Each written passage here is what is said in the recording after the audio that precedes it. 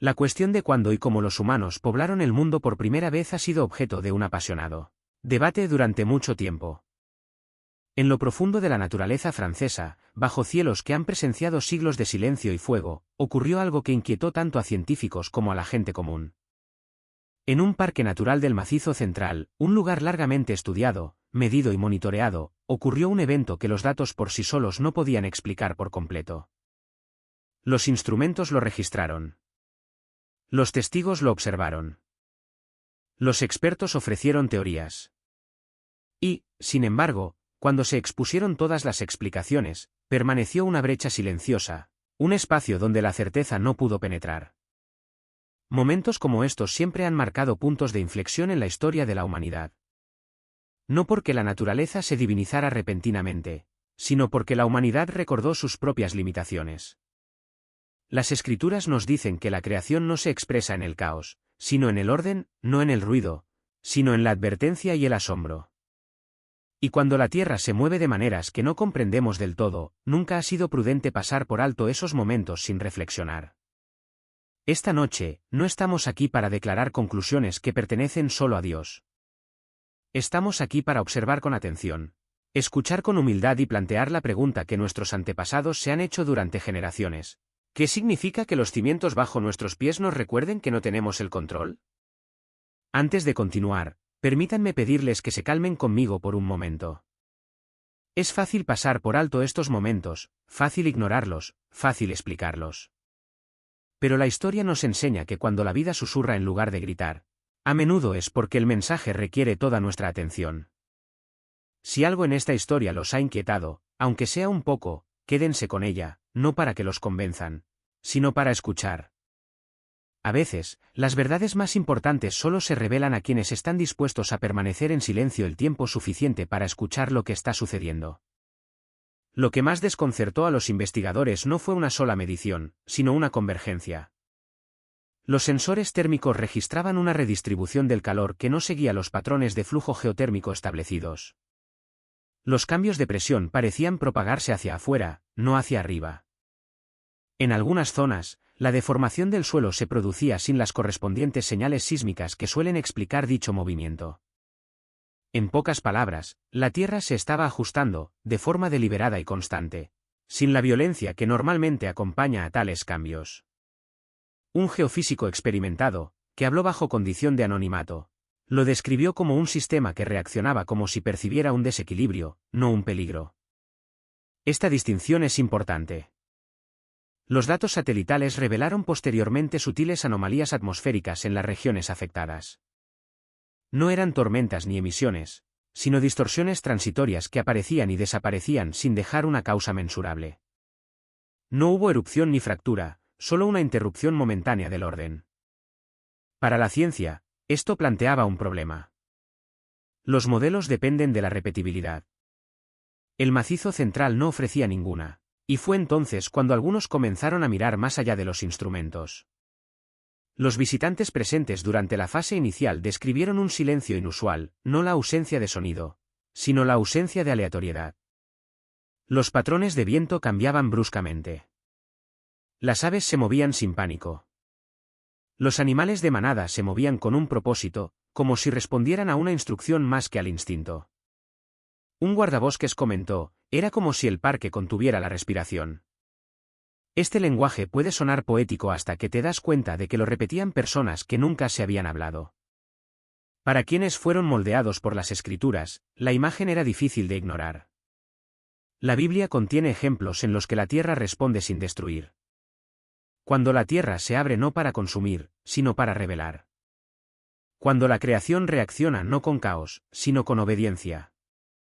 La tierra se estremeció y se estremecieron los cimientos de los montes, porque estaba enojado. El salmista no escribe para describir la aniquilación, sino una advertencia divina.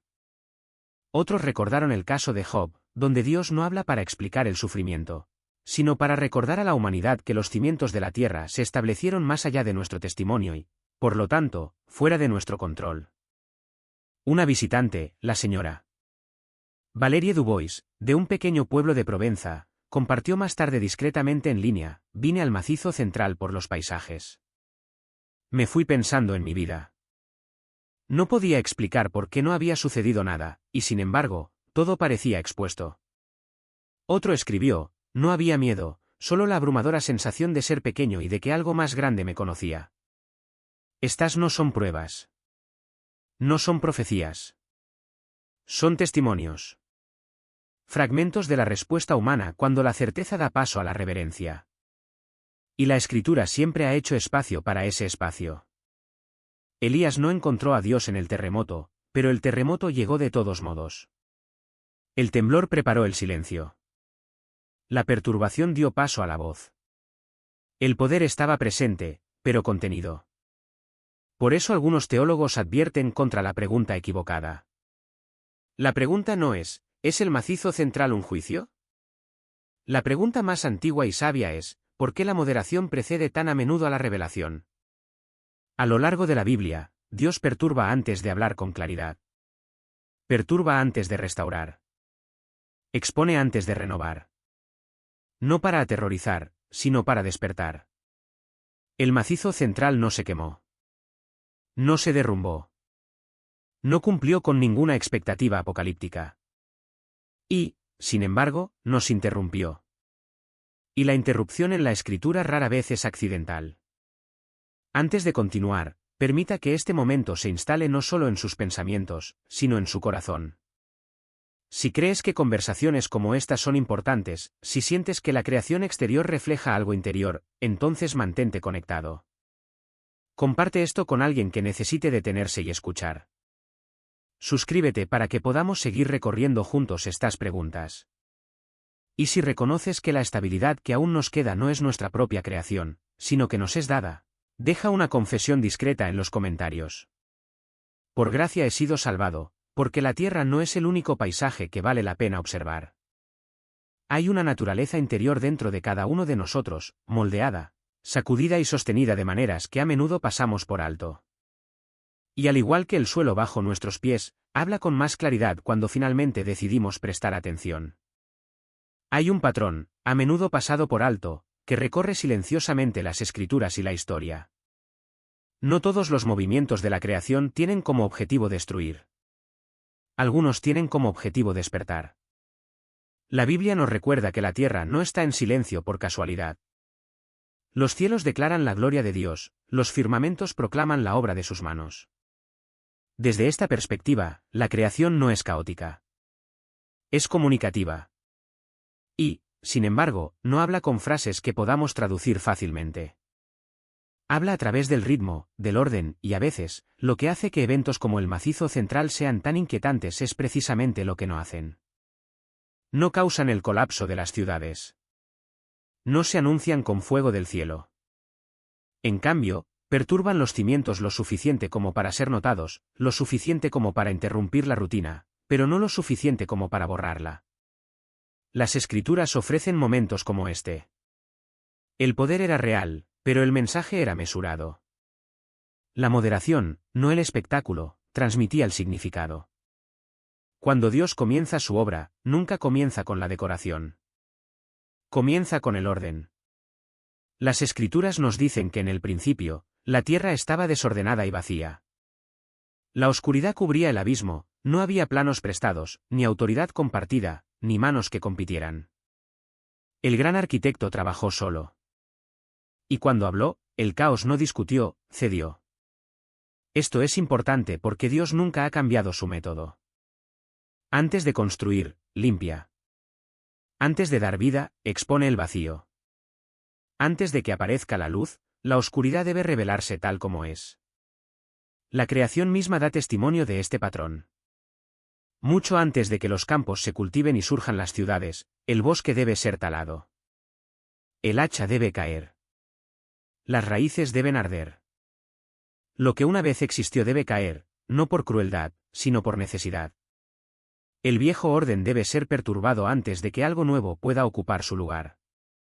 Por lo tanto, no es extraño que la creación tiemble, pero no se derrumbe. No es extraño que los cimientos se tambaleen, pero no se destruyan. No es extraño que Dios restrinja su poder en lugar de desatarlo, pues la restricción a menudo es misericordia disfrazada. El mismo Dios que una vez dijo, hágase la luz, todavía habla hoy en desorden. No reparando lo corrupto, sino renovando todas las cosas. Él no renueva la vieja naturaleza. La reemplaza. La carne no puede refinarse para alcanzar la santidad. La oscuridad no puede educarse para alcanzar la luz. Por eso son importantes los tiempos de perturbación. Cuando el Espíritu de Dios se agita, algo siempre se desvanece. Lo que una vez pareció hermoso comienza a perder su brillo. Lo que una vez parecía dulce pierde su poder. No porque se les arrebate la vida, sino porque se les ofrece una vida más verdadera. Y aquí es donde muchos malinterpretan las advertencias de Dios. Esperan fuego. Exigen un espectáculo. Esperan colapso.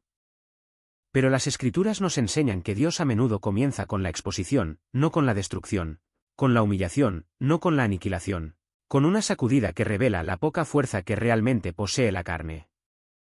El macizo central no se ha convertido en un desierto. La tierra sigue ahí. La vida continúa. Sin embargo, algo se ha perturbado. Y quizás este sea el mensaje. No es que el juicio haya caído, sino que el orden recuerda su origen.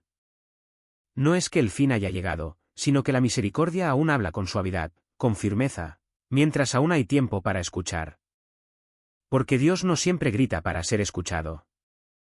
A veces, perturba la tierra lo suficiente como para despertar el alma.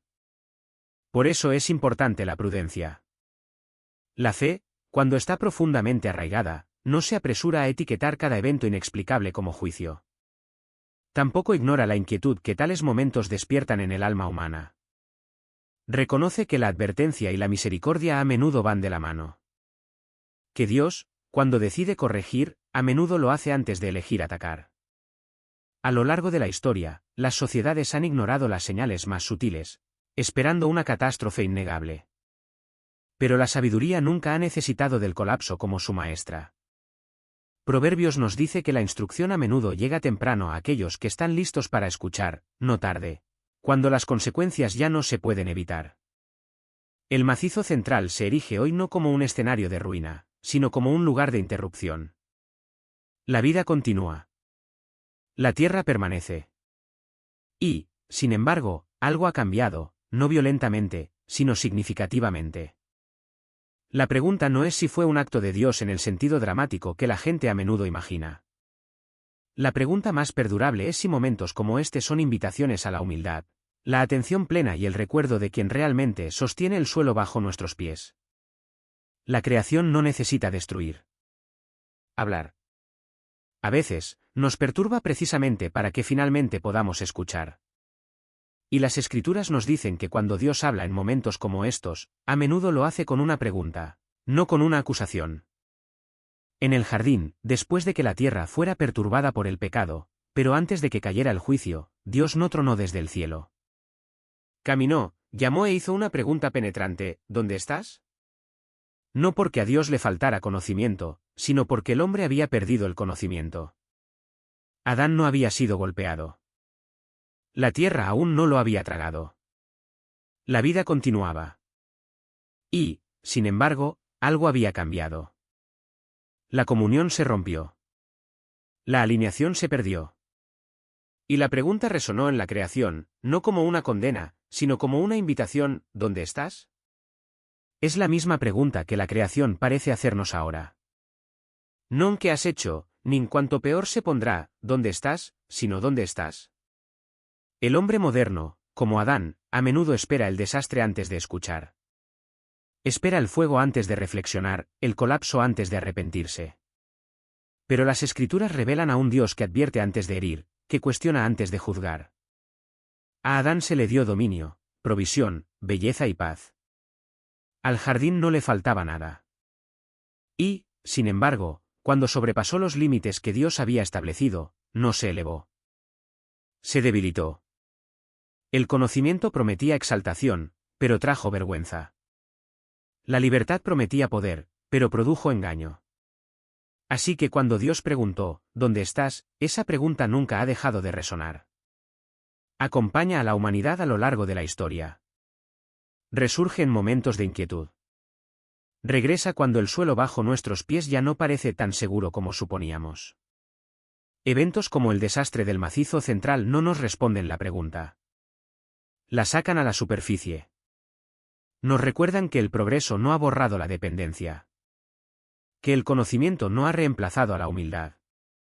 Que la dominación sin reverencia siempre conduce de vuelta al caos. Y aquí está la misericordia que muchos descuidan. Dios cuestionó a Adán, pero no cuestionó a la serpiente. El silencio fue juicio para el enemigo. Las preguntas fueron misericordia para la humanidad. Porque cuando Dios nos vuelve a interrogar, significa que no nos ha abandonado. El trastorno de la creación no es, por lo tanto, siempre una sentencia. A veces es una llamada. Un momento en que el cielo interrumpe la rutina para hacer la pregunta más peligrosa que un alma puede oír. ¿Dónde estás realmente? No geográficamente, ni políticamente, ni intelectualmente, sino espiritualmente. Porque la mayor tragedia no es cuando la tierra tiembla. Es cuando la humanidad ya no tiembla. A medida que las investigaciones se expandieron más allá de los datos sísmicos y térmicos, los investigadores comenzaron a notar algo inesperado, no debajo del suelo, sino en su superficie. En áreas adyacentes a las zonas perturbadas, los biólogos que realizaban estudios ecológicos de rutina informaron la presencia de pequeñas formas de vida que no encajaban en ninguna especie catalogada conocida en la región. Aparecían microinvertebrados en capas de suelo recientemente alteradas. Los organismos acuáticos emergían en canales de escorrentía térmica donde las condiciones anteriormente habían sido inhóspitas para la vida. Incluso los patrones de crecimiento de las plantas mostraban estructuras celulares que sugerían adaptación, no mutación, como si la vida hubiera esperado a que las condiciones cambiaran. No se trataba de criaturas espectaculares, ni formas monstruosas, ni exhibiciones teatrales. Y quizás eso era lo que las hacía aún más inquietantes. El análisis de ADN era preliminar. Las clasificaciones seguían siendo provisionales. Los informes eran cautelosos, casi comedidos. Se utilizaban términos como variante no identificada y organismo previamente no documentado, no títulos de descubrimiento. Sin embargo, entre los equipos científicos se formó un consenso tácito. Estas formas de vida no provenían de otro lugar. Habían surgido de la Tierra misma. Vida que respondía, no que invadía. Para quienes están familiarizados con las Escrituras, el paralelo era antiguo. La Biblia no comienza con la destrucción, sino con la emergencia, y la Tierra produjo, no, fue forzada, no, fue rota, sino, produjo. La vida surgió de la tierra por orden de Dios, no se formó a partir del caos, sino que surgió de su potencial. Incluso después del diluvio, cuando el juicio ya había sido dictado, Dios no reconstruyó inmediatamente mediante espectáculos, permitió que la tierra volviera a producir, silenciosa y pacientemente, bajo un pacto en lugar de la ira. Algunos teólogos enfatizan este patrón. Dios a menudo marca las transiciones no con fuego, sino con vida, no con finales, sino con comienzos tan pequeños que pueden pasarse por alto a menos que se observe con atención. Un biólogo que participó en los estudios del Macizo Central comentó en privado, no es que estos organismos no deban existir. Es que existen ahora donde antes no existían, sin un puente evolutivo claro. Otro dijo, parece menos adaptación bajo presión que revelación bajo permiso. De nuevo, estas no son conclusiones. Son observaciones hechas por quienes están acostumbrados a dudar primero. Las Escrituras ofrecen un contrapeso que invita a la reflexión. En su carta a los Romanos, Pablo escribe que la creación misma gime, no de muerte, sino de expectativa. El gemido no es colapso. Es la tensión antes del nacimiento, la incomodidad antes de la emergencia, una señal de que algo oculto está emergiendo. Jesús mismo habló de la tierra respondiendo a los momentos divinos, piedras que claman, el suelo temblando en la crucifixión, tumbas que se abren no para destruir a los vivos, sino para dar testimonio del poder reservado hasta el momento señalado. La pregunta, entonces, cobra mayor peso, no menos importancia. ¿Qué significa que la tierra se mueva y la vida la siga?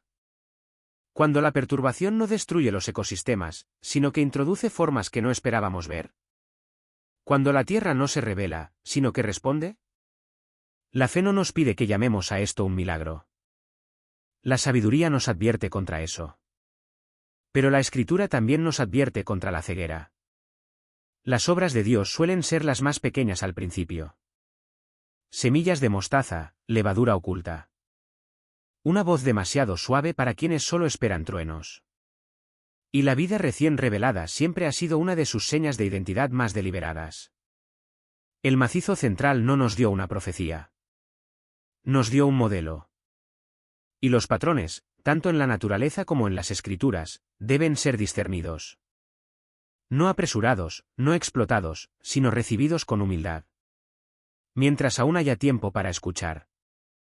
El Señor Dios le dijo a la serpiente.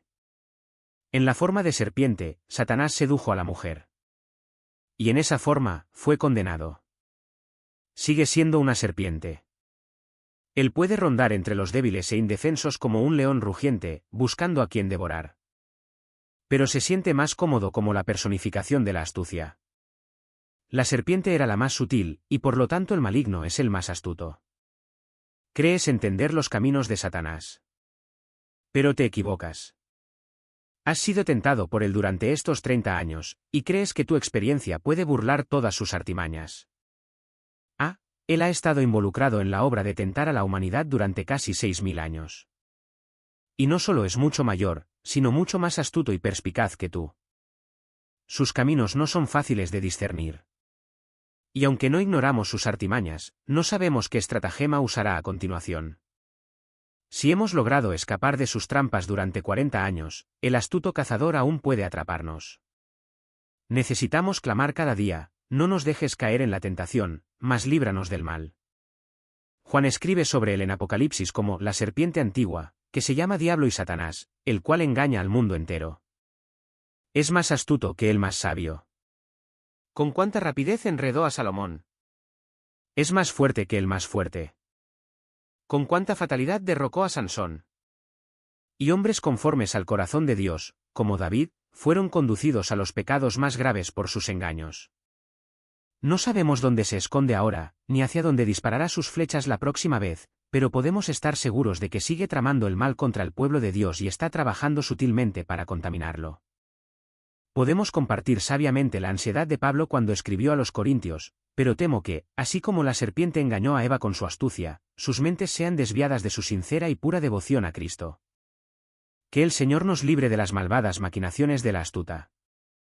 Una serpiente es muy insidiosa. Puede entrar donde ninguna otra criatura puede. La abertura más pequeña deja espacio para una serpiente, que se enrosca silenciosamente. Satanás es muy insidioso. Y desde que entró en el cielo, puede penetrar en los lugares más secretos y sagrados. Se cuela en la iglesia. A pesar de nuestra vigilancia. Se cuela en los hogares, incluso en aquellos santificados por la devoción. ¿Nunca lo han visto entrar en su estudio durante sus oraciones? Puede parecer que no hay debilidad. Y, sin embargo, está ahí donde menos se le espera. ¿No se ha enroscado en sus familias? ¿No se ha infiltrado en sus corazones? ¿Cómo podemos mantenerlo a raya? Nos protegemos de sus ataques externos, pero he aquí, ha encontrado una morada interior. Satanás es sutil e insidioso. Es una serpiente, en verdad. ¿Y qué venenoso es? ¿Qué veneno un solo colmillo de la antigua serpiente puede infundir en nuestro sistema moral? Miren a su alrededor y vean cuántos han sido envenenados por el ansia de bebidas fuertes, por la lujuria, por la avaricia, por el orgullo, por la ira, por la incredulidad. Serpientes ardientes están entre nosotros, y muchos mueren por su veneno. Si toleramos el más mínimo pecado, es como una gota que quema las venas del alma. Un solo roce de los colmillos de esta serpiente causará un dolor inconmensurable. Incluso si el alma se salva de la muerte, solo el poder de Dios nos impide ser destruidos por esta víbora. Si se saliera con la suya, es un espíritu tan perverso que ningún heredero del cielo sobreviviría. Oh Dios, protege a los tuyos. Líbranos del mal. Con toda probabilidad, el reptil llamado serpiente era una criatura más noble antes de la caída que hoy.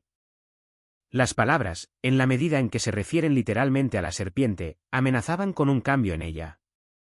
Se ha especulado sobre la idea de que la criatura tenía alas o podía desplazarse sin arrastrarse por la tierra, como lo hace ahora. De esto no sabemos nada. Pero sin duda, la serpiente es un ser odiado con el que la humanidad está en guerra, y su forma y hábitos simbolizan todo lo vil y astuto. No hay nada noble, nada valiente, nada verdadero en la idea de una serpiente. Satanás fue uno de los primogénitos de la mañana, un siervo de Dios ágil y brillante. Pero transgredió contra su soberano y cayó. Y ahora no es más que una serpiente, malvada, vil, astuta y falsa. Está bien representada por la serpiente retorcida. Fue homicida desde el principio y no ha permanecido en la verdad, porque no hay verdad en él. Cuando miente, habla de su propia naturaleza, porque es mentiroso y padre de la mentira, Juan 8:44. Sale a engañar a las naciones, Apocalipsis 20:8. Realiza señales y prodigios mentirosos, 2 Tesalonicenses 2:9. Tiende trampas y captura a los hombres, 2 Timoteo 2:26. Mantengan la imagen de una serpiente presente en sus mentes. Y recuerden que así es como Satanás los atacará. Solo permítanme calmar sus temores con la visión de otra serpiente. La serpiente de bronce, levantada sobre un asta, dio vida a quienes las serpientes malignas habían herido.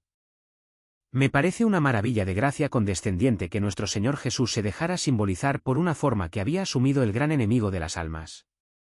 Sí, allí estaba la serpiente de bronce alzada en un asta, y quienes la presenciaron, aunque mordidos por serpientes ardientes, sobrevivieron. Asimismo, Jesús en la cruz es el remedio seguro contra todo tipo de pecado. Miren con toda prudencia a la serpiente antigua, el diablo. Pero al mismo tiempo, alcen la mirada de la fe hacia aquel que se ha hecho maldición por nosotros, para que vivamos. El Señor Dios le dijo a la serpiente, por haber hecho esto, eres maldita. Y la maldición se hizo enfática y superlativa.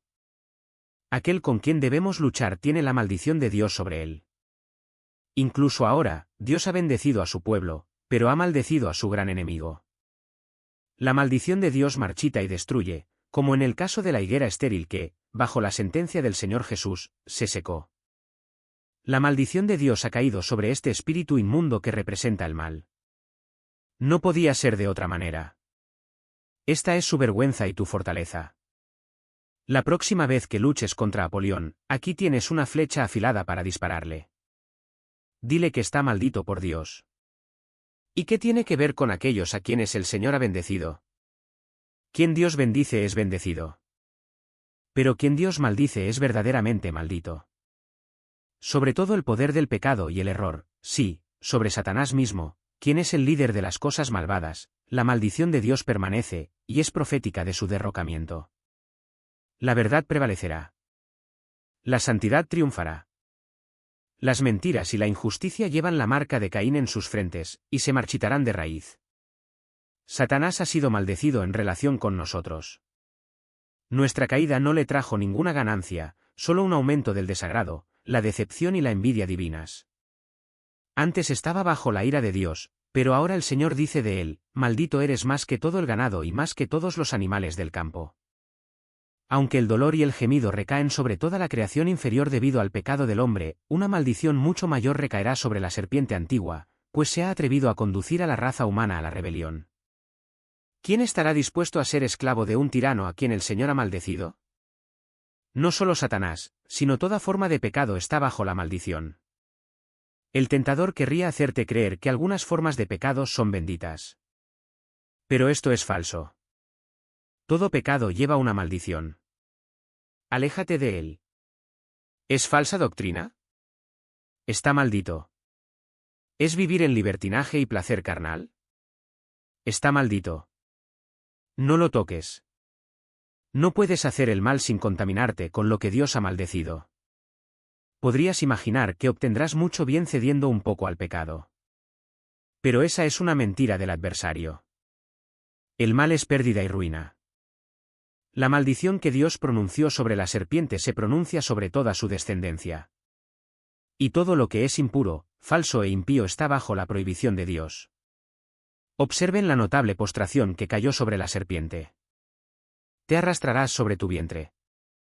Así se mueve la serpiente, y así es como el mal se esfuerza por avanzar. Satanás siempre se mueve como un ser caído. No con la dignidad de la santidad, sino arrastrándose.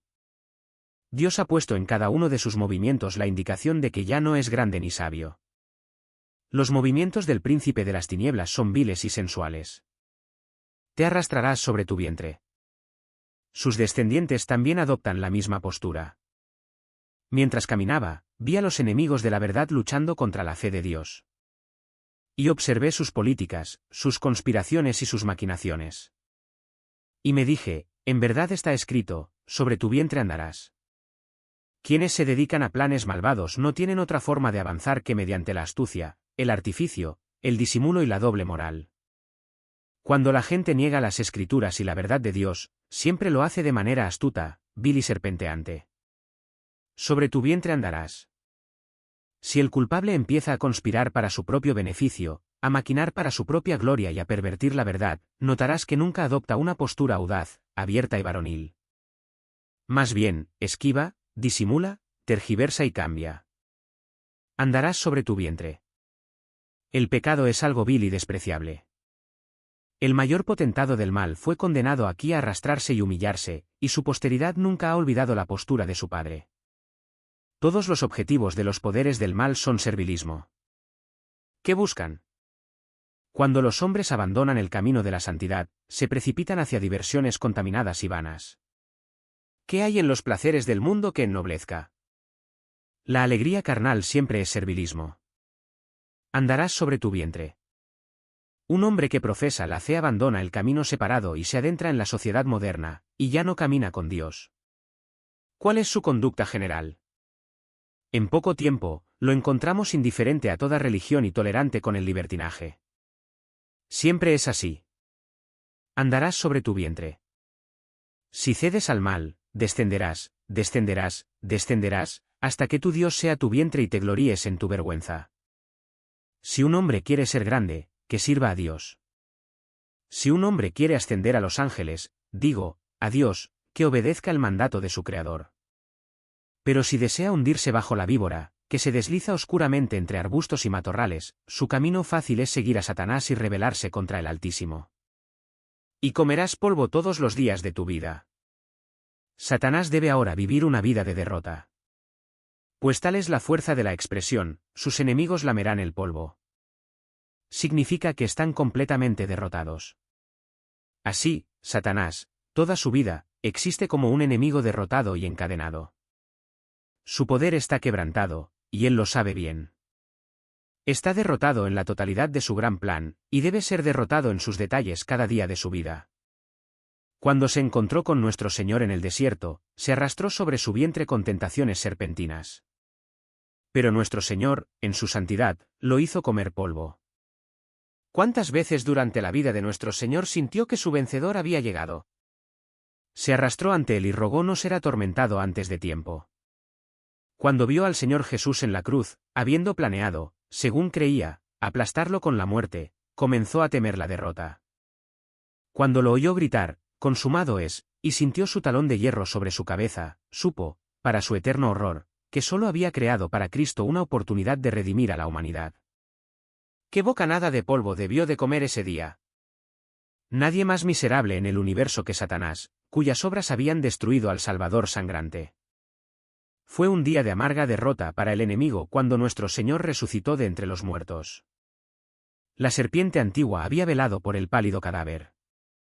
Pero cuando lo vio vivo, y cuando el ángel removió la piedra, y Jesús, el Cristo, salió para no morir jamás, les aseguro que la serpiente comió polvo ese día. Y cuando se presentaron los apóstoles, hombres a quienes Satanás despreciaba, humildes pescadores, y el Espíritu Santo descendió sobre ellos, se cumplió de nuevo, comerás polvo. Cuando las naciones se convirtieron, los ídolos fueron destrozados y la verdad prevaleció con fuerza, entonces Satanás recordó las palabras, comerás polvo todos los días de tu vida. Levántate, predica a Cristo y gana almas. Y el gran enemigo de las almas verá su poder disminuido y su nombre aborrecido. Y de nuevo, lamerá el polvo. Después del Edén, espinos y cardos. También te producirá espinos y cardos. Este no fue el castigo que pudo haber sido pronunciado sobre Adán. Esta maldición no cae directamente sobre él. Rebota oblicuamente y cae sobre el suelo que pisa. Maldita sea la tierra por tu culpa. No es del materialismo que una maldición cae sobre la mente del hombre, sino de la mente errante que la maldición cae sobre la creación material. Observemos esto y aprendamos de ello la infinita misericordia de Dios. En eso, mientras la maldición cae claramente sobre la serpiente y su cabeza es magullada, sobre Adán recae oblicuamente. Maldita sea la tierra por tu culpa. También te producirá espinos y cardos. Dios, en su justicia, nunca excede la justicia, ni siquiera al pronunciar su sentencia más severa. Pero aquí, en esta vida, modera su justicia con gran paciencia y tolerancia, no queriendo que nadie perezca, sino que todos se arrepientan.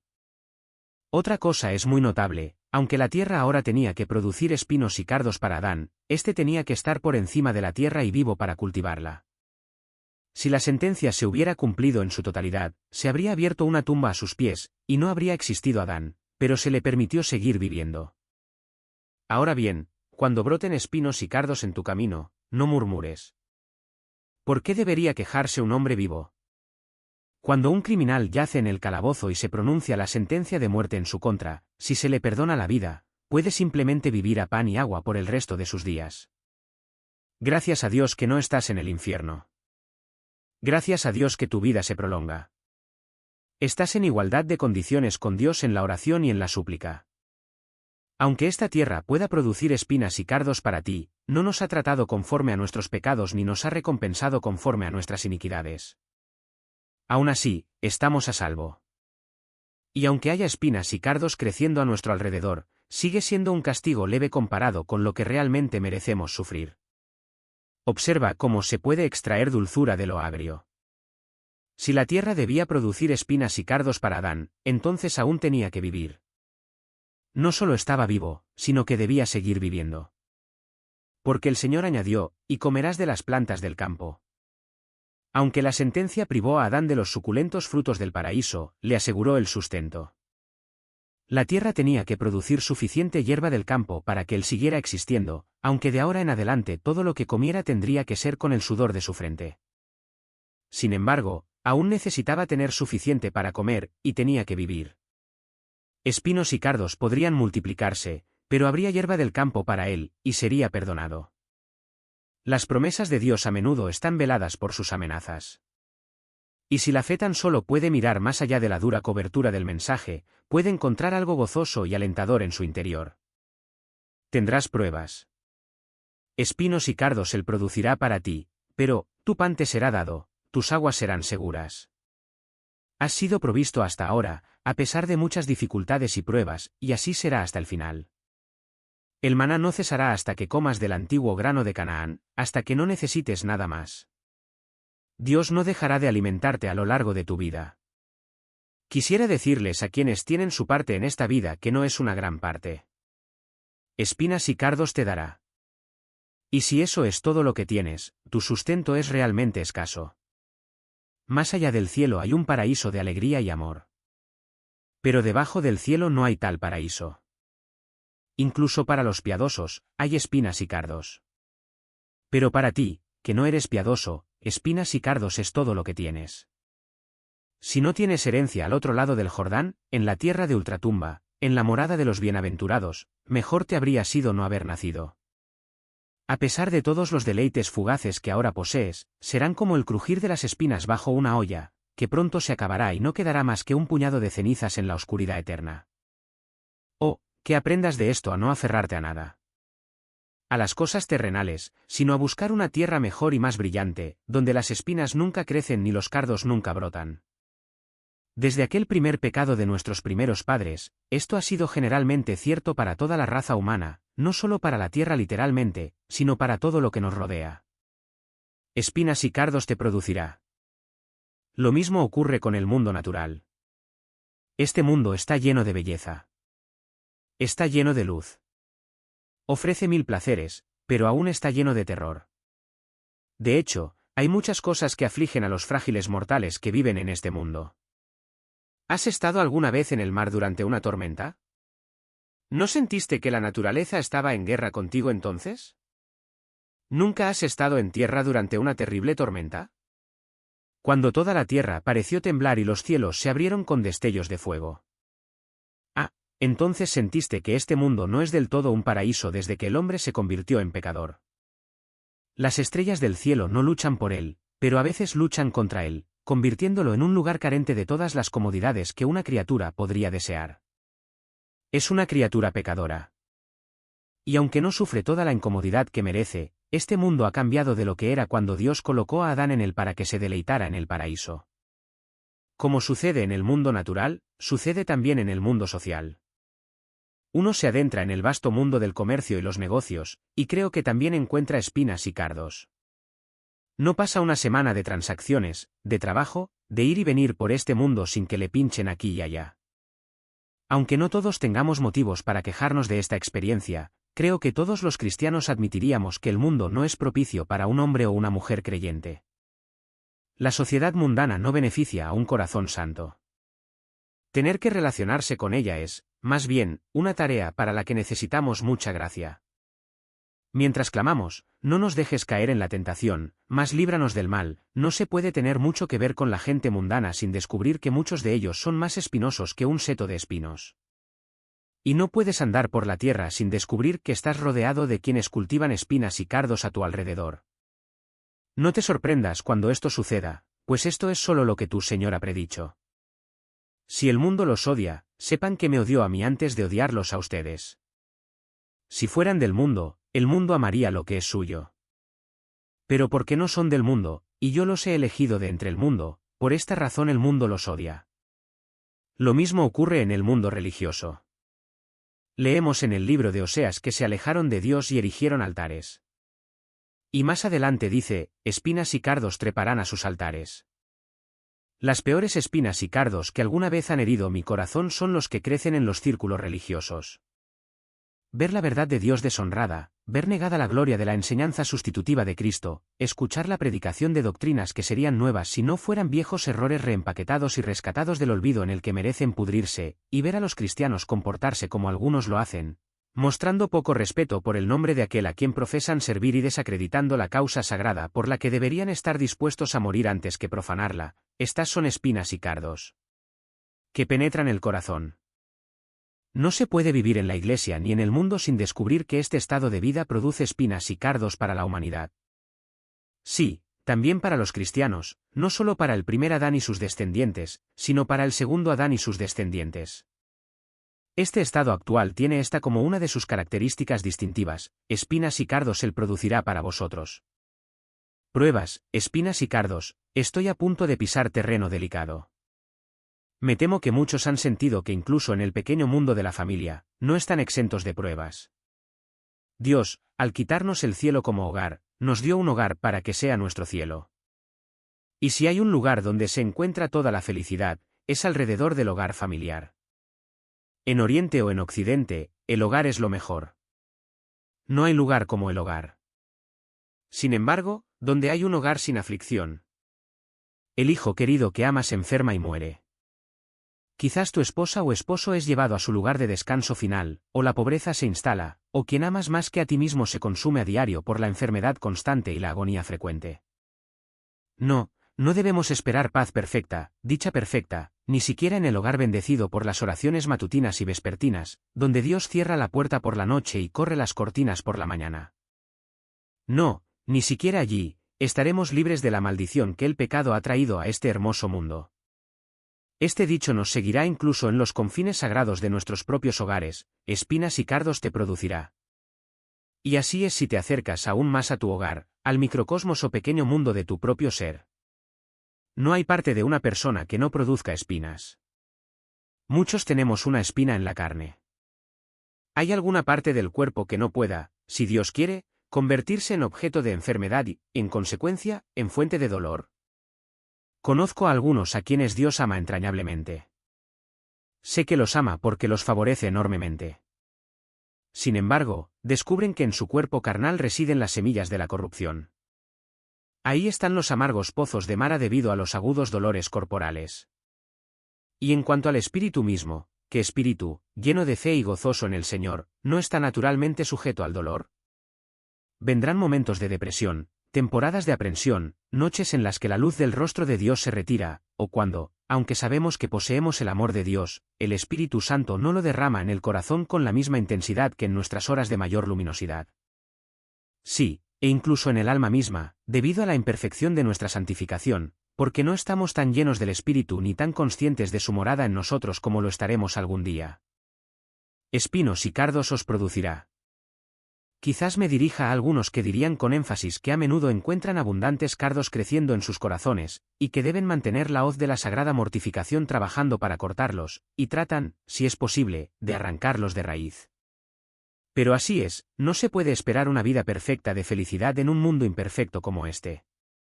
No, tu Salvador llevó la cruz. Y tú tendrás una cruz de un tipo u otro que llevar después de él. Espinos y cardos os producirá. Espontáneamente, vendrán pruebas. Nadie es tan insensato como para sembrar espinos y cardos.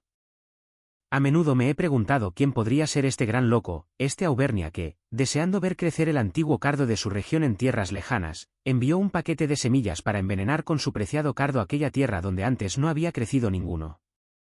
Creo que quien se atreviera a sembrar una sola semilla de cardo en un mundo como este, donde ya crecen en abundancia, debe haber caído en la locura. Pero sí, querido amigo, nunca causas problemas a los demás ni haces nada que pueda meterte en problemas, y serás un hombre maravillosamente sabio si es así, los problemas vendrán por sí solos. Si quieres una hierba del campo para comer, debes sembrarla. Tu trigo y tu cebada, debes sembrarlos con cuidado. En cuanto a las espinas y los cardos, no necesitas tomarte la molestia de sembrarlos. Crecerán por sí solos, y del mismo modo, las aflicciones y tribulaciones de esta vida te llegarán sin ningún esfuerzo por tu parte. Y como llegan espontáneamente, las pruebas inevitablemente las seguirán. Por muy cuidadoso que sea un hombre con su granja, encontrará espinas y cardos creciendo que deben ser destruidos. Puede que haya arado y rastrillado, y se haya esforzado por eliminar todos los cardos en otoño antes de que echen semilla. Y, sin embargo, no puede evitar que estas cosas problemáticas lleguen. Seguramente llegarán. Por lo tanto, pueden estar seguros de que les llegarán problemas del corazón, del cuerpo y de la mente. Vigílenlos y protéjanse de ellos lo mejor que puedan. Toda la precaución y el cuidado, y toda la oración y la fe que puedan reunir en su ayuda, no los protegerán de estas espinas y cardos. Porque son espontáneas, son inevitables. Para muchos, también, las pruebas son muy abundantes. Espinas y también cardos.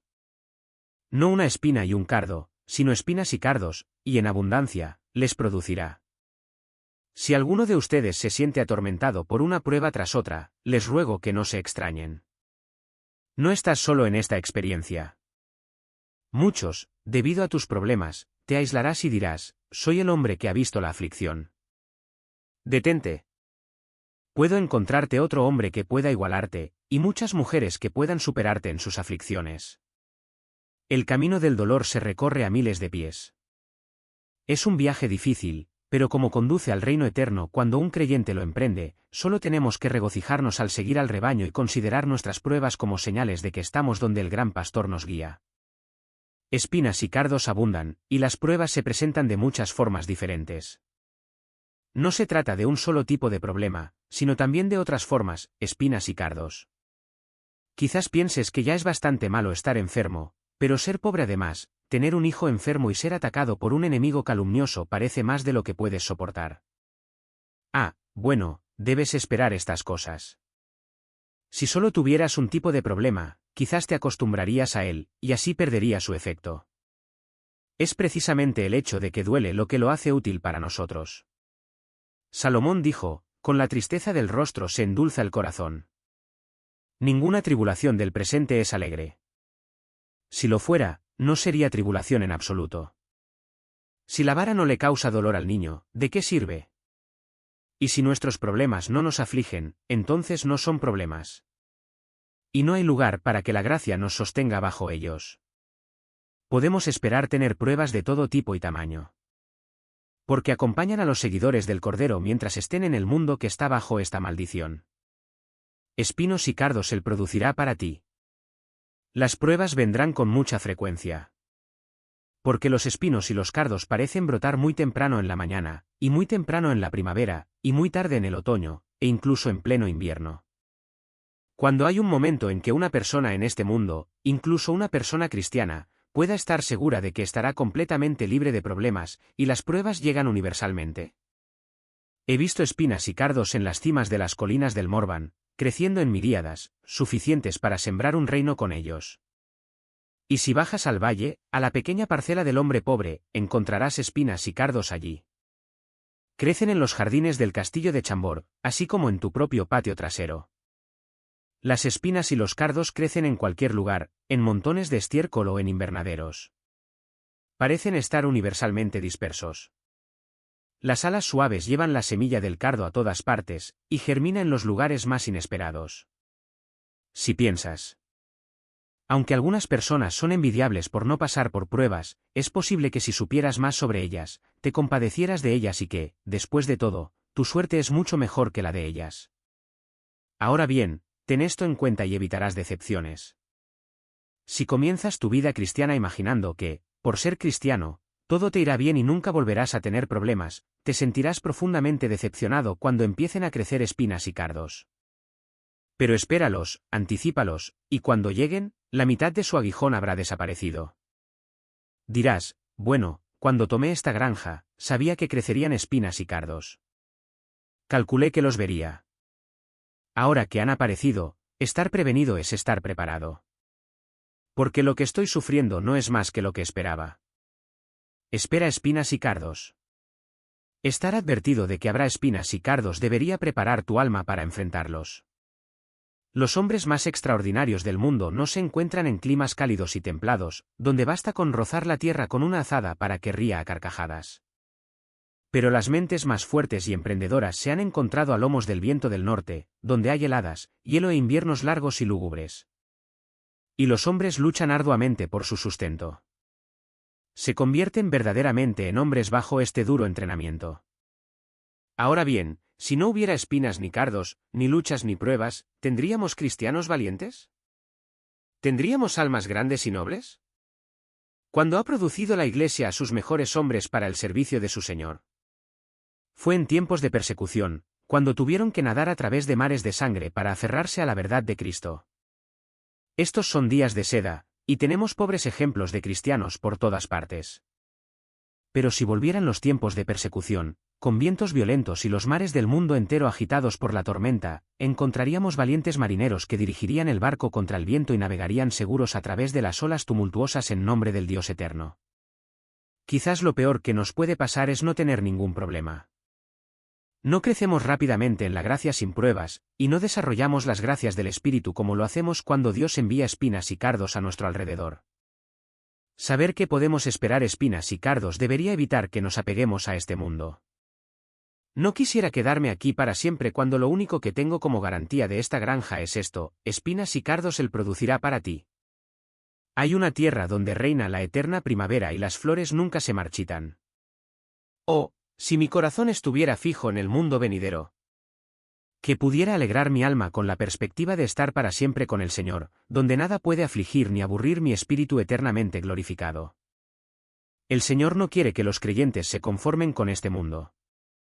Si eres su hijo, por hermosa que sea tu porción aquí, Él quiere que estés inquieto hasta que encuentres descanso en Él, y nunca completamente satisfecho hasta que despiertes a su semejanza. Por lo tanto, agradece las espinas y los cardos que te impiden enamorarte de este mundo y convertirte en idólatra, como tantos otros. ¿Acaso el Señor no pretende, a través de estas pruebas y dificultades, guiarnos a buscar cosas más elevadas? ¿No hay muchos que se habrían perdido a sí mismos si no lo hubieran perdido todo? El otro día hablé con alguien que me dijo, no vi hasta que perdí la vista. Otro me dijo, al notar que había perdido una pierna, Señor, fue la pérdida de esa pierna lo que me hizo reflexionar y me trajo a los pies de mi Salvador. Algunos de ustedes no pueden ir al cielo con todas sus posesiones y prosperidad. Será necesario que se les corten esas cosas. Son como un barco que se hunde por la sobrecarga, y tendrán que ser descargados para que floten. Y bendita sea la mano de Dios que los libera de muchas alegrías terrenales para que puedan encontrar su todo en el mundo venidero. La aflicción es el perro negro de Dios que Él envía tras las ovejas descarriadas para traerlas de vuelta al redil. No empiecen a luchar contra el perro ni intenten luchar con él. Porque no ganarán nada con eso, sino que huirán al pastor. Un día se alegrarán de todo el trato brutal que el perro negro les infligió en el día de su tribulación. Espinas y cardos les producirá la tierra. Pero si esto te acerca a tu Dios, esa es la mejor cosecha que la tierra puede dar. Estas espinas y cardos deberían hacernos mirar a Cristo para cambiar todo lo que nos rodea. El mundo seguirá produciendo espinas y cardos hasta que Él venga. Y cuando Él venga, allí estarán nuestra gloria y nuestro deleite. Entonces, en lugar de la espina, crecerá el abeto, y en lugar de la zarza, crecerá el mirto. Solo su gracia y su gloriosa presencia pueden cambiar esta creación visible como cambiará cuando el lobo y el cordero pasten juntos y el león coma paja como el buey. Esperamos esa bendita transformación. Pero en cuanto a las transformaciones morales, ocurren todos los días donde quiera que Jesús viene. Él constantemente transforma espinas y cardos en abetos y mirtos. Hace de lo que era nuestra tristeza la base de una dulce satisfacción. Y de todas nuestras penas, encontramos alegría.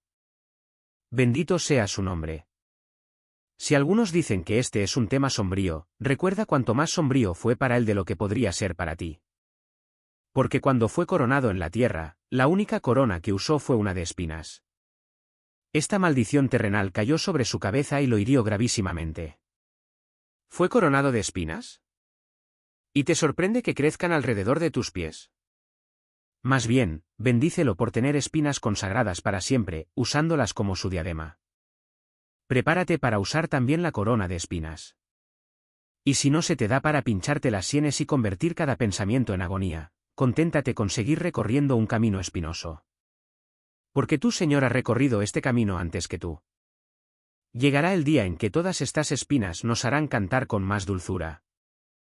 La música especial de algunos redimidos se debe a sus pruebas especiales. Cuanto más profundas sean sus penas, más fuerte cantarán. Los arrebatos del cielo alcanzarán su punto máximo en aquellos que han pasado por grandes aflicciones que de otra manera no podrían alcanzar. Estos son los que salen de la gran tribulación, han lavado sus ropas y las han emblanquecido en la sangre del Cordero. Por eso están delante del trono de Dios y le sirven día y noche en su templo. Por lo tanto, no se entristezcan porque la tierra les produzca espinos y cardos. Porque sin ellos, no podrían pasar por estas grandes tribulaciones ni entrar en un descanso tan grande y glorioso. Ojalá Dios hiciera que algunos que no tienen parte en el mundo venidero se tomaran esto en serio. Así que has llegado a París, un joven llamado Lucas, y frecuentas teatros, salas de conciertos, etc. Pues bien, te producirán espinos y cardos.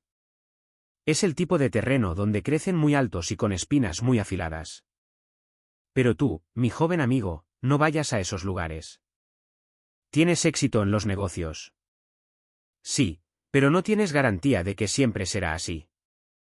Los espinos y los cardos te producirán tan bien como a cualquier otro. Y supongamos que prosperaras. Supongamos que ganaras 10.000 euros. Supongamos que ganaras mucho más. ¿No sabes que con todo esto vendrá una gran preocupación? Y que, después de todo, no hay satisfacción en eso, y que cuando se suma todo lo que constituye el éxito en la vida, aparte de alcanzar las cosas eternas, no es más que humo. Las espinas y los cardos para el lecho de muerte a menudo están hechos de riquezas.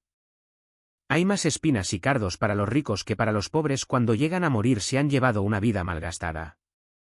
Oh, caballeros, si pudieran tenerlos a todos, solo sería una parcela más grande de espinas y cardos para ustedes sin Cristo.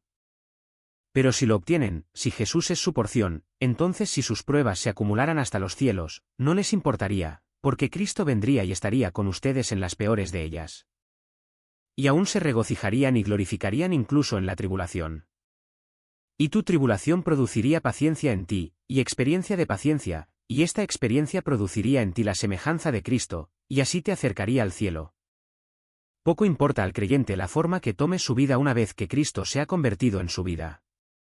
Y poco importa a ti que no eres salvo la forma que tome tu vida. Si continúas sin el Salvador, será muerte de todos modos. Y te llevará a la muerte eterna. Oh Dios, concédenos que nunca nos conformemos con ese terreno de cardos y tratemos de convertirlo en nuestra herencia. Pero que encontremos nuestra porción en el Señor Jesucristo, árboles plantados en la casa del Señor. Parece extraño oír hablar de plantar un árbol en una casa y verlo florecer en los patios. Pero una casa oriental es una especie de cuadrilátero. Es un edificio cuadrado con el centro abierto al cielo, y generalmente hay un pequeño jardín en el que hay una palmera, un olivo o algún otro árbol perenne. Así que, lo que nos parece extraño, un árbol plantado en una casa, no lo era en absoluto para David ni para nadie que viviera en la ciudad de Jerusalén. Y es una imagen muy hermosa la de ser plantado en los 4 atrios de la casa de Dios, para que crezcamos justo en medio del lugar donde Dios se digna morar con su familia. Plantar implica que se ha hecho algo por nosotros que no podríamos hacer por nosotros mismos. Hay árboles que se siembran solos, pero estos no son los que se plantan en la casa del Señor. Y, como saben, es necesario que haya una obra de gracia en nuestras almas que no provenga de nosotros mismos, sino claramente de Dios. Porque, toda planta que mi Padre Celestial no haya plantado será arrancada de raíz. No puede plantarse a sí misma. Y si pudiera, tendría que ser arrancada de raíz porque no habría sido plantada por el Padre Celestial. Debe ser hecho en nosotros para que podamos estar verdaderamente en los atrios de la casa del Señor, una obra de gracia infinitamente superior al poder de la voluntad o a todo el poder que reside en la naturaleza humana. De hecho, debemos ser recreados. Debemos nacer de nuevo. Debemos tener una obra tan grande como la que se realizó en el cuerpo de Cristo cuando resucitó de entre los muertos. El poder eterno y la divinidad del Espíritu Santo deben desplegarse en su plenitud para resucitarlos de su muerte en el pecado. De lo contrario, serán como ramas secas y trozos de madera desechados. Pero nunca serán árboles plantados, hechos para vivir y crecer en los atrios de la casa del Señor. Algo debe hacerse por nosotros si somos plantados. Esto también implica que debe haber un gran cambio en nuestra posición. Porque un árbol plantado ha crecido en otro lugar. Debe alcanzar cierta altura en el jardín del vivero, si hablamos de Francia, y luego se planta donde debe fijarse permanentemente. Debe haber sido lo mismo en Oriente. El árbol crecería en otro lugar. Después de un tiempo, lo desenterrarían, dejando sus raíces al descubierto. Lo sacarían de su lugar habitual. Muchas de sus tiernas raíces sangrarían, y luego lo transportarían y lo colocarían en un lugar completamente diferente. Lugar. Y así, de estar fuera del atrio, pasó a estar dentro del atrio de la casa del Señor.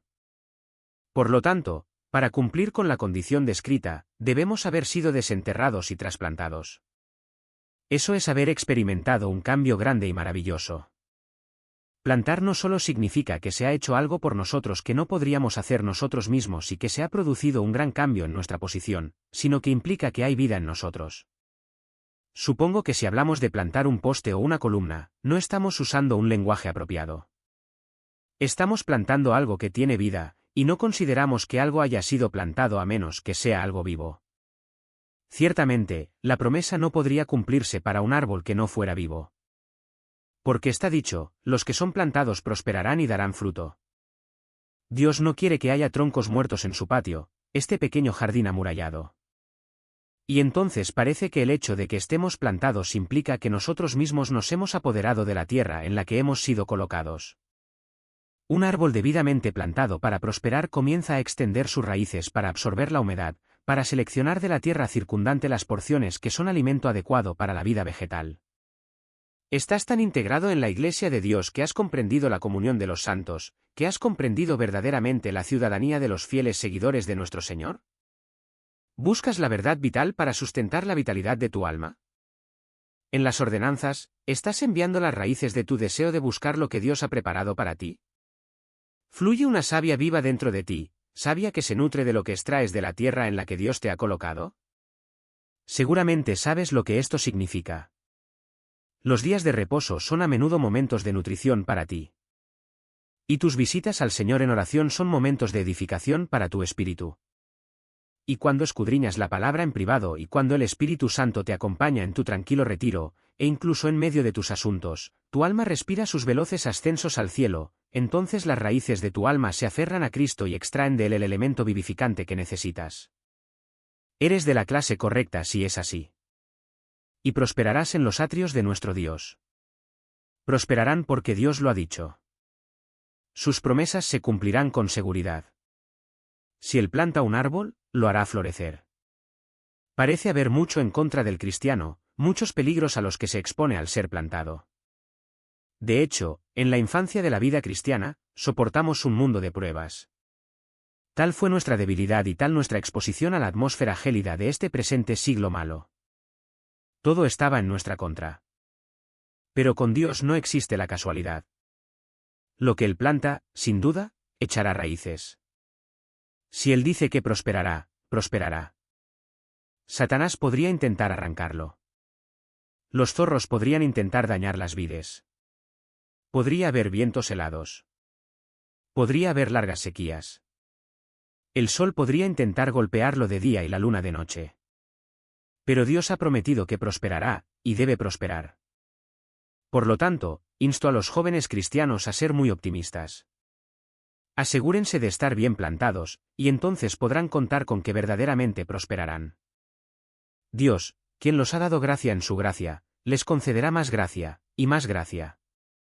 Gracia sobre gracia, gracia para cada necesidad y cada emergencia. A medida que surjan sus necesidades, éstas serán satisfechas. Así como necesitan salud espiritual, la salud espiritual se les dará si la buscan en sus manos, sabiendo que está disponible para él. No serán un cristiano medio muerto de hambre, una especie de esqueleto viviente de creyente, sino que prosperarán. Estarán en paz, felices, fuertes y útiles. Fijen su corazón en esto y pídanle al Señor que los haga prosperar, florecer y dar fruto. Su hoja no se marchitará, y Él los hará prosperar. Si están plantados en los atrios del Señor, si son cristianos de corazón, plantados en su casa, no solo en su jardín, sino en su casa, entonces prosperarán. Porque tienen la promesa de que así será, y de hecho pueden prosperar gracias a la bondad de la tierra. Tienen plena certeza de tener buena tierra en el pequeño jardín que rodea la casa.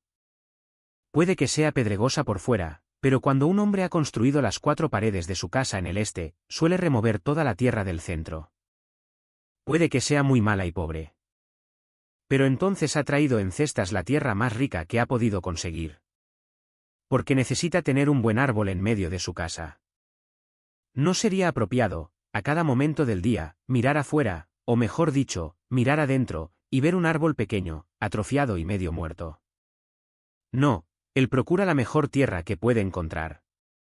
Y quienes están plantados en la casa del Señor están plantados en la mejor tierra posible. Están plantados donde abundan los medios de gracia.